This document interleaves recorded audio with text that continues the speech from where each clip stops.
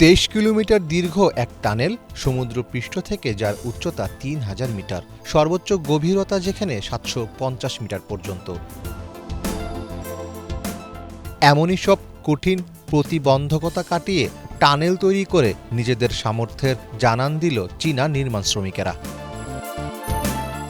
প্রায় 10 বছর ধরে নির্মাণের পর সম্প্রতি ড্রিল করা হলো চীনের দক্ষিণ পশ্চিমাঞ্চলীয় প্রদেশ সিচুয়ানের দেশহেং টানেল। এই টানেল সিচুয়ান কিংহাই রেলওয়ে পথে একটি নতুন অগ্রগতির সূচনা করল। টানেলটি সিচুয়ান কিংহাই রেলওয়ের একটি মূল প্রকল্প, যা দেশের দক্ষিণ পশ্চিম এলাকাকে আরও উন্নত করবে। টানেলটি অনেক ভূতাত্ত্বিকভাবে সক্রিয় ফল্ট জোনের মধ্য দিয়ে গিয়েছে। আমরা এটির মধ্য দিয়ে খনন করতে 10 বছর অতিবাহিত করেছি। এই সময়ে আমরা ভূমিকম্প, ভূমিধস এবং কাদা পাথর প্রবাহের মতো অনেক ভূতাত্ত্বিক বিপর্যয়ের সম্মুখীন হয়েছি। এর মধ্য দিয়ে খনন করে আমরা সবচেয়ে কঠিন চ্যালেঞ্জ সামাল দিয়েছি।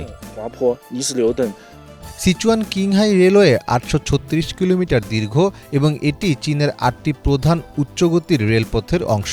আশা করা হচ্ছে দেশং টানেল এই বছরের শেষের দিকে চালু হতে পারে, যা হবে এই অঞ্চলের প্রথম রেলপথের একটি সফল সমাপ্তি।